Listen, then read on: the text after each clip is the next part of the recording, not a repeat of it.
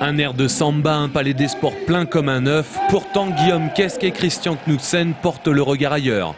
La fiesta est bien pour la délégation brésilienne du Paris Volley. Dans la première manche, le TVB mène 22-19, mais c'est Paris qui passe la ligne des 25 points en premier. Block-out d'Erwin Ngapet, 25-23 pour Paris Volley.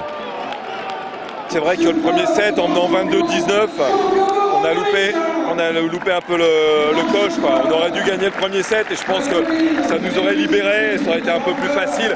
Mais on a mal joué les moments importants. En règle générale, les moments cruciaux au volley sont sur la fin de set. Mais Paris attaque fort la deuxième manche, mène 6-2. Le tour volleyball laisse passer l'orage, revient à 19 partout, mais une fois de plus, les Parisiens ne lâchent rien, le ballon ne touche plus terre. 25-21, Paris Volley 2, TVB 0. Paris a bien joué les moments importants aussi, il faut le dire.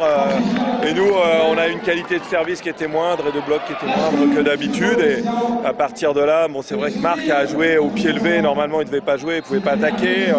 Christian a loupé son premier set et il nous met à la faute. Donc derrière, il a fallu trouver d'autres solutions. Bon, elles ne se sont pas avérées payantes, mais on n'était pas loin d'accrocher un cinquième set. Bon, c'est dommage, mais on a de la valeur.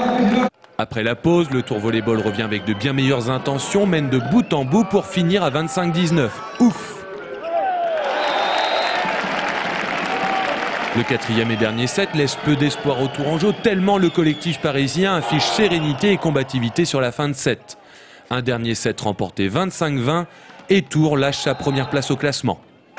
On aurait aimé gagner pour finir invaincu à la fin des matchs allés ou garder la première place. Maintenant, il faut essayer d'aller gagner à Poitiers et d'avoir un niveau de jeu un petit peu plus supérieur. Ce soir, c'est quand même une joie de retrouver plus de 3000 personnes dans le Grenon. Ça fait peut-être 2 ans que c'était pas arrivé. Bon, l'inconvénient, c'est qu'on perd, mais bon, les joueurs se sont battus avec les armes du jour et c'était l'intérêt.